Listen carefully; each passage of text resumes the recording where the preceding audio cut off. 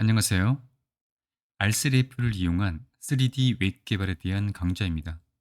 이번 강좌는 재질에 대한 텍스처 매핑에 대해서 살펴보겠습니다. 텍스처 매핑이란 메시 표면에 이미지 데이터를 사용해서 보다 사실적인 재질을 표현하기 위한 기능입니다. 재질에는 그 용도에 따라서 보시는 것처럼 다양한 매핑 속성을 제공하고 있는데요. 가장 단순한 재질인 이 메쉬 베이직 머터리얼은 가장 적은 수의 매핑 속성을 이렇게 제공하고요. 가장 고급 재질인 메쉬 피지컬 머터리얼은 가장 많은 수의 매핑 속성을 제공하고 있습니다. 이 강좌에서는 가장 많이 사용되는 재질인 메쉬 스탠다드 머터리얼을 통해서 맵 속성에 대한 텍스처 매핑을 살펴보겠습니다. 구체적인 실습을 위해서 텍스처 매핑 데이터가 필요한데요. 저는 이 사이트에서 제공하는 다음과 같은 모델의 재질을 표현하기 위한 텍스처 이미지들을 다운로드 받겠습니다. 스크롤해 보면 이 링크 버튼을 통해서 데이터를 다운로드 받을 수 있습니다. 다운로드 받은 이미지 데이터 파일들을 VS 코드를 통해서 퍼블릭의 이미지 폴더 아래에 글래스라는 폴더를 이렇게 만들고 파일들을 이렇게 복사를 해 두었습니다. 저는 My Element 3D 컴포넌트의 코드를 이렇게 입력해 두었고요.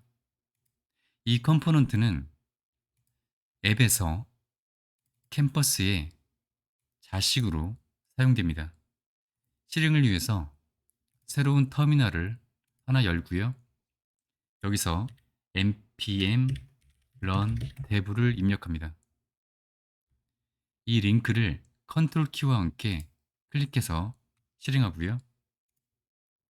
그러면 실행 결과는 다음과 같습니다. 코드를 설명드리면 먼저 오비 컨트롤 추가해서 마우스로 화면을 자유롭게 회전할 수 있도록 해두었고요. 광원은 3개를 추가했습니다. 광원에 대한 자세한 내용은 다른 강좌를 통해서 설명드리겠습니다. 모델 메쉬의 지오메트리를 이렇게 실린더 지오메트리로 지정했는데요. 실린더 지오메트리의 생성자의 마지막 인자를 true로 지정해서 윗면과 아랫면을 뚫려 있도록 했습니다. 재질은 메쉬 스탠다드 머티리얼로 지정했습니다. 보시면 배경색이 이렇게 검정색인데요.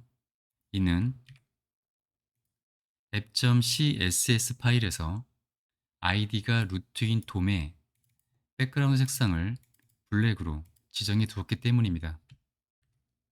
이제 다운로드 받아 두었던 텍스처 이미지들을 사용해서 재질의 맵 속성을 하나씩 살펴보겠습니다.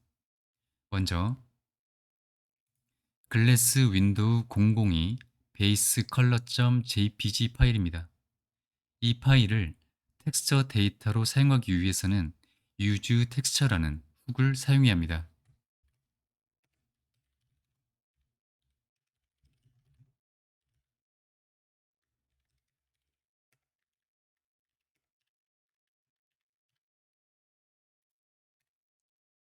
이렇게 코드를 작성하면 이 파일에 대한 텍스처 객체는 textures.map으로 참조할 수 있습니다. 이 맵이라는 키는 여러분이 원하는 이름으로 정하면 됩니다. 저는 편의상 맵으로 정했습니다. 이 텍스처스에 맵이라는 텍스처 객체를 이 재질에 적용하기 위해서 다음 코드를 작성합니다. 코드를 저장하고 실행 결과를 확인하기 위해서 이 업데이트 버튼을 클릭합니다. 그럼 결과는 다음과 같습니다. 재질의 맵 속성은 입력받은 이 텍스처 객체를 활용해서 메쉬 표면에 이렇게 그대로 표현해 줍니다. 메쉬의 앞면과 뒷면 모두 재질이 표현되도록 하기 위해서 사이드 속성을 다음처럼 지정합니다.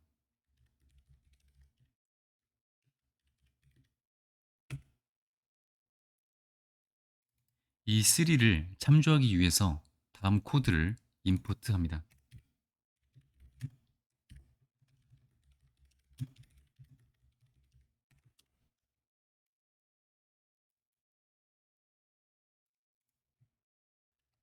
다음은 거칠기 맵, 즉 러프니스 맵에 대해서 살펴보겠습니다. 러프니스 맵에서 사용할 이미지는 이 파일입니다. 파일의 내용을 보면 색상이 어두운 영역은 거칠기가 작고 그보다 밝은 영역은 거칠기가 강하게 표현됩니다. 러프니스 맵에 사용할 텍스처 데이터를 가져오기 위해서 이 use 텍스처에 다음 코드를 추가합니다. 그리고 재질에 이 텍스처 객체를 적용하기 위해서 다음 코드를 입력합니다.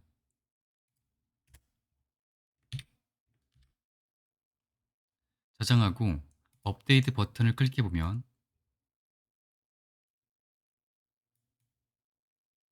이렇게 메쉬의 표면이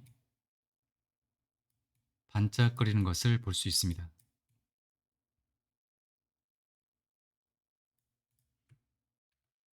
그런데 문제는 입력받은 텍스처 이미지에서 표현하고 있는 거칠기와 다르게 표현되고 있는데요.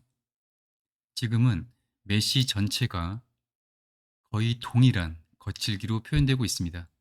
이는 거칠기 맵에 사용된 이미지의 색상 공간을 다음처럼 지정해줘야 거칠기가 올바르게 표현됩니다. 코드를 저장하고 업데이트 버튼을 클릭해보면 지금은 거칠기가 정상적으로 표현되고 있습니다.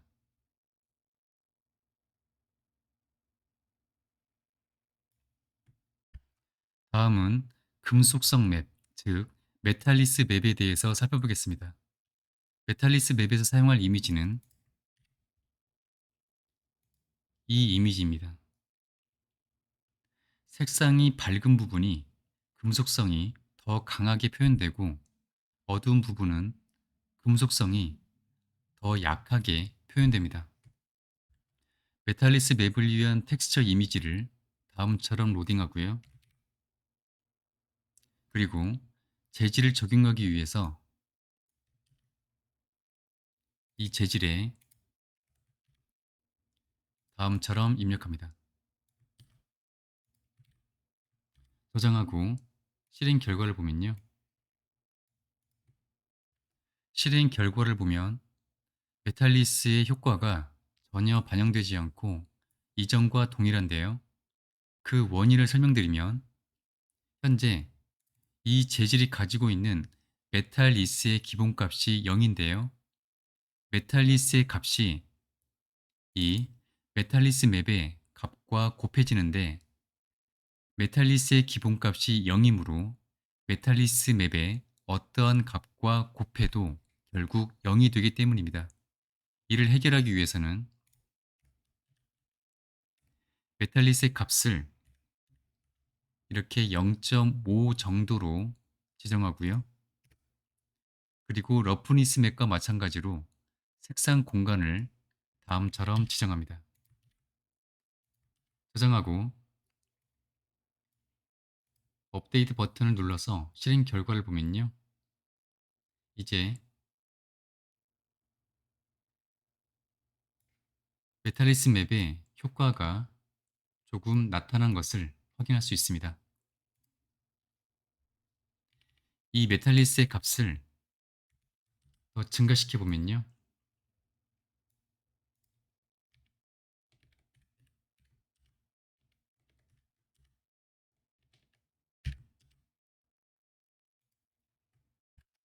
저는 50%에 해당하는 0.5로 지정하겠습니다. 다음은 노말 맵입니다. 노말 맵을 이해하기 위해서는 노말 벡터를 알고 있어야 하는데요. 노말 벡터를 한국어로 번역하면 법선 벡터입니다.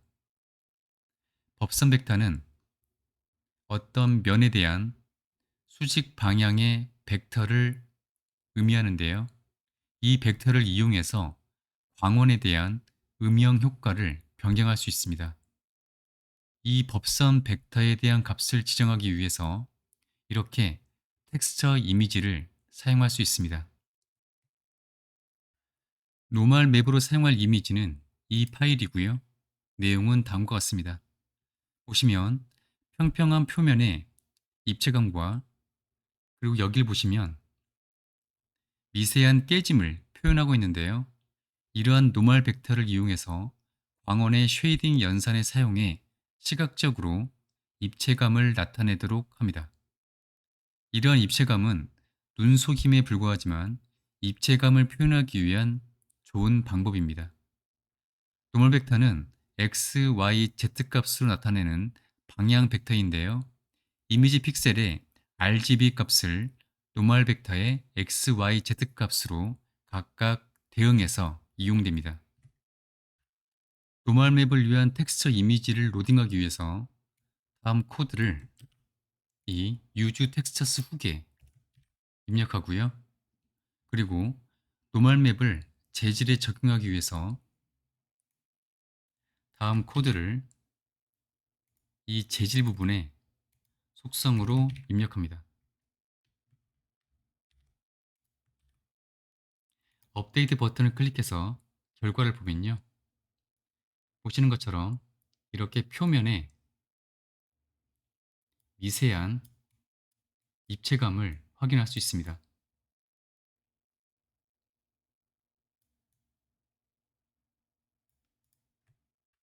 노멀 맵의 효과를 조정할 수 있는 속성이 있는데요. 속성은 다음과 같습니다.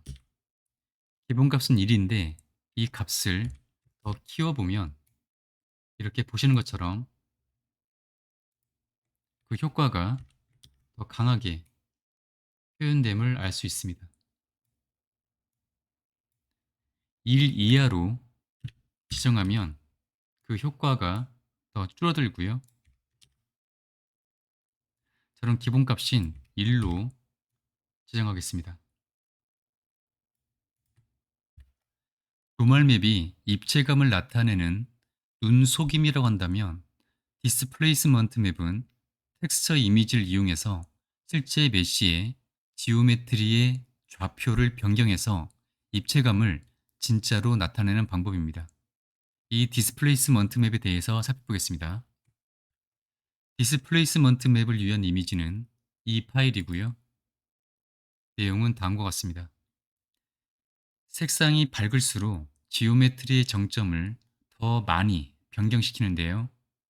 정점의 변경 방향은 노멀 벡터 방향과 동일합니다. 디스플레이스먼트 맵을 로딩하기 위해서는 이렇게 코드를 입력하고요. 그리고 재질에 적용하기 위해서는 이 코드를 입력합니다. 결과는 다음과 같은데요.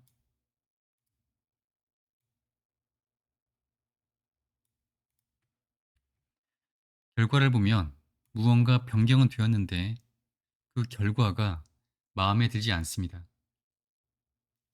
디스플레이스먼트 맵은 지오메트리의 정점 좌표를 변경한다고 말씀드렸는데요. 이 지오메트리를 구성하는 정점을 확인하기 위해서 이 재질을 이 재질의 와이어프레임 속성을 지정합니다. 보시면 이 지오메트리를 구성하고 있는 좌표가 거의 없이 매우 단순하게 좌표가 구성되어져 있는데요. 구성 좌표를 늘리기 위해서 이 실린더 지오메트리의 생성자 중에서 이 네 번째와 다섯 번째를 각각 256, 256이라고 변경하겠습니다. 이 두 개의 인자는 세그먼트, 즉 분할 수와 관련된 인자인데요. 결과를 보시면 이제 이 메쉬의 지오메트리가 훨씬 더 많은 좌표로 구성되어진 것을 확인할 수 있습니다. 이 와이어프레임을 다시 제거하고 실행 결과를 보면요. 결과는 다음과 같습니다. 이제 디스플레이스먼트 맵의 그 효과가 훨씬 더 잘 작동하고 있는데요. 그런데 디스플레이스먼트 맵이 적용되면 원래의 메쉬보다 더 커졌습니다. 이를 원래 메쉬의 크기로 표현되도록 다음 코드를 입력합니다.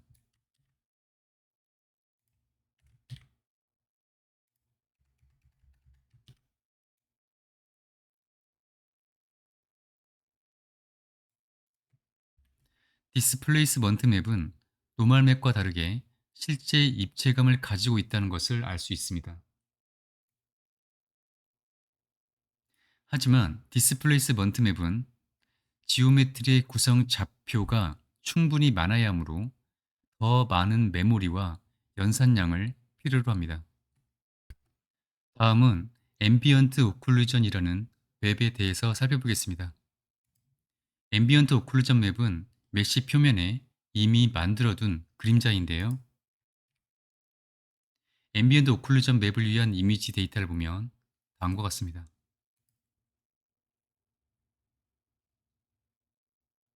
이 이미지의 내용대로 메쉬 표면에 그림자를 표현해서 메쉬의 입체감을 더 살리도록 합니다. 앰비언트 오클루전 맵을 텍스처 객체로 로딩하는 코드를 추가하고요. 그리고 재질의 속성으로도 추가합니다. 저장하고 실행 결과를 보면요. 앰비언트 오클루전 맵이 제대로 잘 적용되었는지 확인하기 위해서 다른 맵 속성을 모두 제거하겠습니다.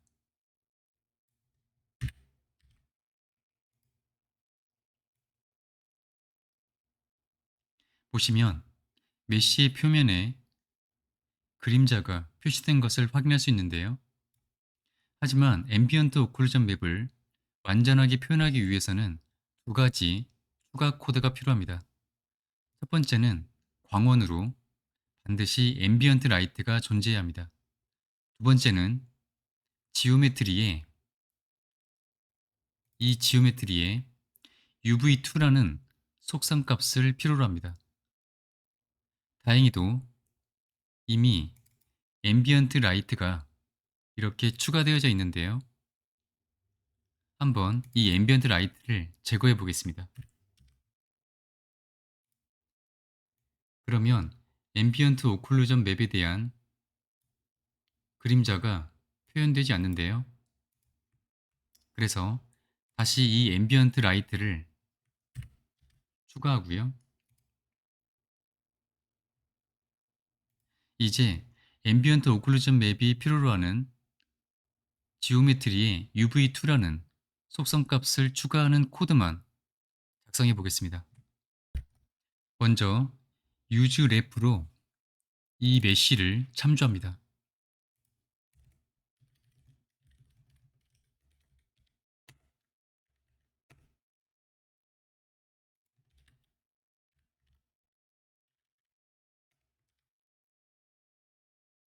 다음은 use 이펙트로 UV2 속성을 이 메쉬에 지오메트리에 추가하는 코드를 작성하겠습니다.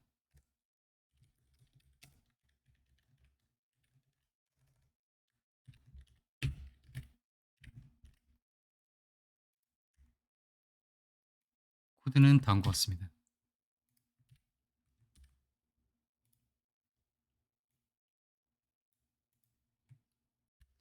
이전 실행 결과와 큰 차이는 없지만 앰비언트 오클루전 맵을 위해서는 이 코드가 꼭 필요하므로 이 코드를 추가하시기 바랍니다. 이제 앞서 주석으로 막아놓은 이 코드에 대한 주석을 해제하겠습니다. 저장하고 업데이트 버튼을 눌러서 그 결과를 보면 다음과 같습니다. 다음으로 살펴볼 맵은 알파 맵입니다. 우리가 사용할 알파 맵은 다음과 같습니다. 색상이 어두울수록 더욱 투명하고 색상이 밝을수록 더욱더 불투명하게 메쉬의 표면이 표현됩니다. 그런데 저는 이 이미지에서 이 검정색을 회색으로 변경해서 새롭게 저장했는데요. 이게 원본이고 이게 제가 새롭게 만든 수정본입니다.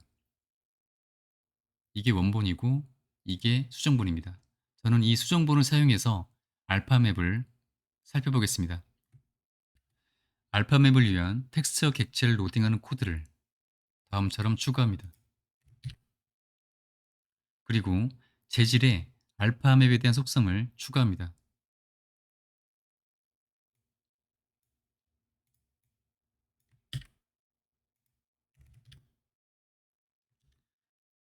투명도와 관련된 속성이므로 트랜스페어런트 속성도 추가해야 합니다.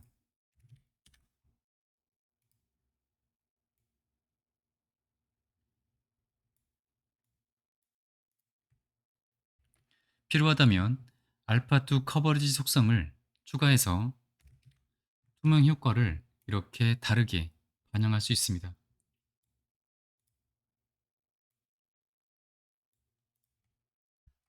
이제 원래 의도했던 재질의 표현을 보겠습니다.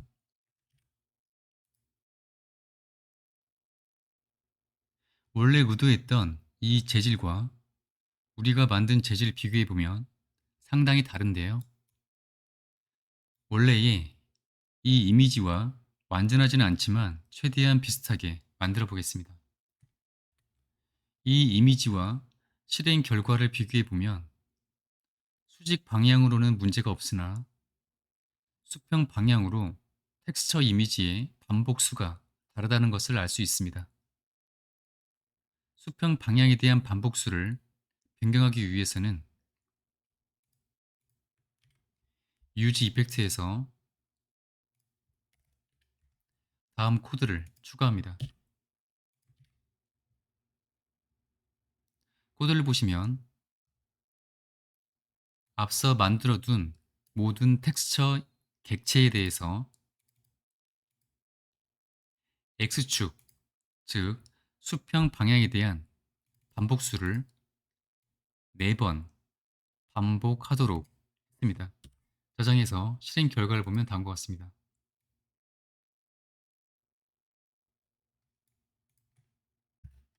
결과를 보면 텍스처 이미지의 반복이 끝나서 이렇게 새롭게 시작되는 시점에서 이렇게 표현되어 버리는데요.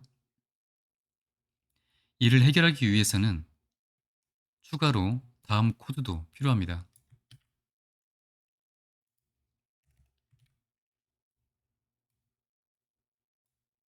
모든 텍스처 객체에 대해서 랩 s의 값을 3의 미러드 리피트 랩핑 값으로 변경하고 있습니다. 이 랩 s는 반복이 시작되는 시점에서 어떻게 텍스처 이미지를 사용할 것인지를 결정하는 코드입니다. 참고로 랩 s는 수평 방향에 대한 지정이고 랩 t는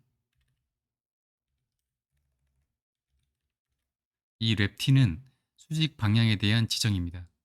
우리는 수평 방향에 대해서만 이렇게 반복되도록 했으므로 랩 s만 이 값으로 지정했습니다. 그런데 실행 결과를 봐도 아직 변경되지 않는데요. 이는 다음처럼 텍스처 객체를 다시 업데이트 하라고 지시해 줘야 합니다.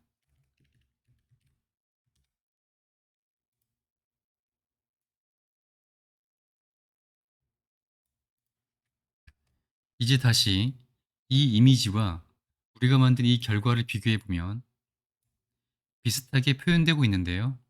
하지만 그 차이점이 여전히 존재합니다. 이러한 차이를 만드는 요소는 세 가지로 정리할 수 있는데요. 첫 번째는 광원의 차이, 두 번째는 3D 렌더러 엔진의 차이, 마지막으로 세 번째는 이 이미지를 만들 때는 개발 시에 우리가 사용했던 텍스처 이미지가 아닌 프로시저얼 머티리얼을 사용해서 만들었기 때문입니다. 프로시저얼 머티리얼은 3차원 모델링 툴에서 매우 사실적인 재질을 매우 효과적으로 표현하기 위한 기능인데요.